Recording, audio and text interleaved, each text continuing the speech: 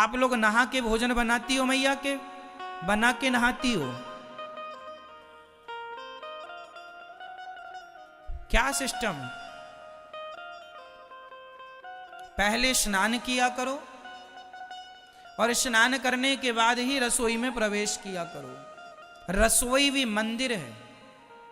बताओ रसोई किस किस चीज का मंदिर है, काहे का मंदिर है? बोलो किसका? अन्नपूर्णा। अन्नपूर्णा आप कह रहे हैं तो सही ही कह रहे होंगे, पर मेरे विचार से कुछ और है। हमारी जो रसोई है वहां वो विचारों का मंदिर होता है। किसका मंदिर? विचारों का। अच्छा अन्न खाओगे तो अच्छे विचार प्रकट होंगे, गंदा अन्न खाओगे गलत विचार आ जाएंगे, और विचार गलत हुए तो जीवन गलत है।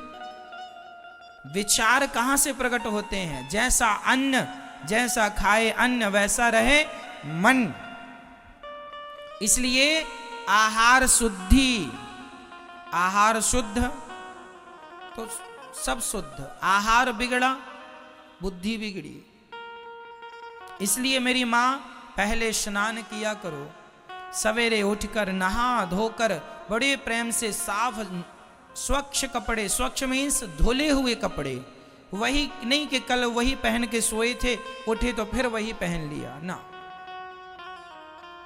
साफ कपड़े धुले हुए पहनकर फिर रसोई में प्रवेश करना है, इस भाव से कि ये रसोई मंदिर है। यहां से ही मेरे पति के, मेरे बच्चों के, मेरा यहीं से विचारों का निर्माण यहीं से होगा। आप कुछ ना खाइए, 4 दिन तक भूखे रहिए, उस भूखी हाल में आपके अंदर कोई विचार नहीं होगा, विचार शून्य हो जाता है। क्यों जी? क्या सोचता है आदमी? उस समय केवल खाना मिल जाए, भोजन मिल जाए। तो भोजन ही विचारों को जन्म देने वाला है। इसलिए बड़े बुजुर्गों ने कहा है कि जैसा खाए अन्न वैसा रहे मन, जैसी राखें शुद्धि वैसी बने बुद्धि। आजकल हमारी माताएं और हमारे छोटे छोटे बच्चे और ये पुरुष लोग ये शुद्धि का ख्याल नहीं रखते। अपने घर का एक कानून बना दो, कोई भी बाथरूम जाएगा तो बाथरूम से लौटने के पहले 4 कुल्ला करना और हाथ धुलना और पांव धुलना अनिवार्य है। बाथरूम जाइए तो हाथ, पांव और कुल्ला करना अनिवार्य है, तब आप शुद्ध होते हैं। और यदि आप शौच के लिए गए हैं, दीर्घ संका गए हैं, तो फिर आपको वहां से नहा कर ही लौटना है। जितने कपड़े पहनकर दीर्घ संका शौच के लिए जाओ वो सारे कपड़े गीले करो। दिन में 2 बार जाओ, 3 बार जाओ तो 3 बार नहाओ। वहां से बिना नहाए आओगे तो वहां जहां जहां जाओगे वो अशुद्ध अवस्था में आपके अंदर नेगेटिव अर्थात नकारात्मक विचार। ये देखो ब्रह्मांड में ना 2 प्रकार की बातें घूमती हैं। इस ब्रह्मांड में अच्छे विचार भी घूम रहे हैं और बुरे विचार भी घूम रहे हैं। यदि आप पवित्र हैं तो बुरे विचार आपसे दूर रहेंगे, अच्छे अच्छे विचार आएंगे। और आप अशुद्ध हैं, अपवित्र हैं, गंदगी है, तो तुरंत अशुद्ध विचार, गलत विचार आपके अंदर आ जाएंगे। और विचार गलत हुए तो व्यक्ति गलत हो जाता है।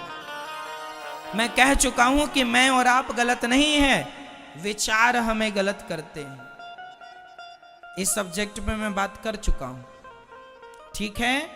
इसलिए नियम बनाओ कि आप शौच के लिए जाएंगे तो आप कम कपड़े पहन कर जाएंगे, और जो पहन कर जाएंगे वो सारे धुलेंगे और बिना नहाए नहीं। यदि आपने एक बार पूरा स्नान कर लिया है और दोबारा इमरजेंसी जानी पड़ी तो आप कमर से अपनी नाभि को गीला करता हुआ पानी आपके कमर को गीला करे, चरणों को गीला करे। अर्ध स्नान कहते हैं इसे।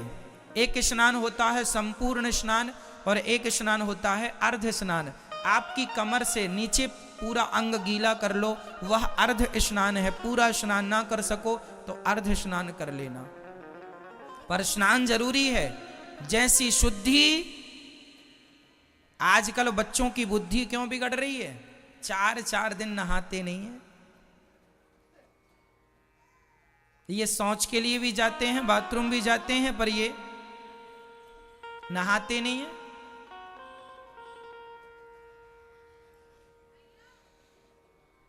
अब ऐसे लोगों की बुद्धि तो भ्रष्ट होगी ही, जो 4 दिन से नहीं नहाया, जो शौच के लिए गया बिना नहाए घूम रहा है। इनसे आप अच्छे विचारों की उम्मीद कभी ना करना, इनके अंदर अच्छे विचार जन्म ले ही नहीं सकते। अरे भाई, कुत्ता भी जहां बैठता है पूंछ से साफ करता है। अच्छे विचार सबके नहीं होते मेरी माँ। जिनका चित्त शुद्ध है, मन शुद्ध है, हृदय शुद्ध, वहीं अच्छे विचार होंगे। अच्छे विचार भी अच्छी जगह जाते हैं, अच्छे विचार बुरी जगह नहीं जा सकते। और विचारों से ये संसार चल रहा है। व्यक्ति महान नहीं होता, व्यक्ति के विचार उसे महान बनाते हैं। स्वामी विवेकानंद जी के भी 2 हाथ 2 पांव मेरी और आपकी तरह थे, पर वो श्रेष्ठ कैसे हो गए? श्रेष्ठ विचारों से श्रेष्ठ हो गए। क्यों? विचार अच्छे होंगे, आप श्रेष्ठ होंगे। इसलिए विचार जरूरी। और जैसा विचार होता है, जैसे संस्कार, वैसा व्यवहार होता है। विचार जिनके अच्छे हैं उनके व्यवहार भी अच्छे होंगे, और विचार जिनके बुरे हैं उनका व्यवहार भी बुरा होगा। तो विचार से ही व्यवहार बनता है। हाँ या ना? ये बातें बड़ी डीपली हैं मेरी माँ, समझ लेना, काम आएंगी भविष्य में। ये सूत्र हैं जीवन जीने के। अमल कर लोगे तो सुखमय कटेगी, नहीं तो रोती रहना। बच्चों को भी सिखाओ, छोटे छोटे बच्चों को। ये बातें जो मैं आपको सिखा रहा हूं, मुझे किसी ने सिखाया नहीं। मैंने जब से होश संभाला है तब से आज तक हम यदि शौच के लिए जाते हैं, जितनी बार जाएंगे नहा के आते हैं। बाथरूम जाएंगे तो कुल्ला और हाथ मुंह जरूरी है, पांव। ठीक है, ये शुद्धि हमारे यहाँ तो और भी इसके अंदर विधान है, पर मैं यहां व्यास गद्दी से आपको बता नहीं सकता। मर्यादाएं तो इससे भी ज्यादा हैं। हमारे यहां तो यह भी लिखा है कि खड़े होकर के लघु शंका नहीं करनी चाहिए, बैठ करके लघु शंका करो। क्यों महाराज जी? खड़े होके लघु शंका करते हैं तो आपकी बाथरूम जो है, यूरिन जो है, वो आपके कपड़ों में एक बूंद गिर गई तो आपके संपूर्ण कपड़े अशुद्ध हो जाते हैं। फिर वो शुद्धि कहां रही? हमारे यहां तो जैसे हाथ मुख को धुलने की विधा है, उसी प्रकार लघु शंका करने के बाद उस अंग को भी धुलने की विधा है। ये डीपली ज्ञान है शास्त्रों का, कर्मकांड का। लाज शर्म के मारे लोग इस ज्ञान को नहीं कहते कि क्या, पर हम तो भाई जो उचित है वो आपको कह रहे हैं। हम लोग इन बातों का ध्यान रखते हैं। हम लोग लघु शंका भी वहीं जाते हैं जहां पानी की व्यवस्था हो। बिना पानी के लघु शंका नहीं। हमें तो पानी कुल्ला भी चाहिए हाथ मुंह भी धुलने के लिए। ठीक है, तो आप ये नियम पालन कर लेंगे तो विचार शुद्ध होंगे, आपसे अच्छी उम्मीदें की जा सकती हैं। ठीक है, इन चीजों का बच्चों को भी सिखाइए, ये चीजें सबको बताइए। ये चीजें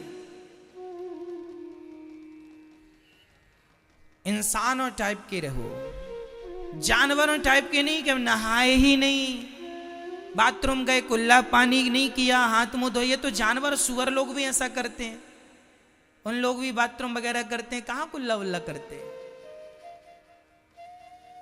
क्यों? बकरा बकरी सुअर बंदर कहां कुल्ला करता है? वो तो खाता जाता है और वहीं मूत्र करता जाता, मल मूत्र त्यागता, खाता जा रहा मल मूत्र करता।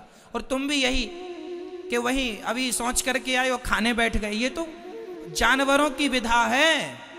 ऐसे आचरण तो जानवरों के हैं कि सोच के लिए चले गए फिर खाने बैठ गए, खाते खाते सोच के लिए चले गए फिर खाने। ये आदमी हो कि जानवर हो? ईश्वर ने 84 लाख योनियों में तुम्हें श्रेष्ठ बनाया है।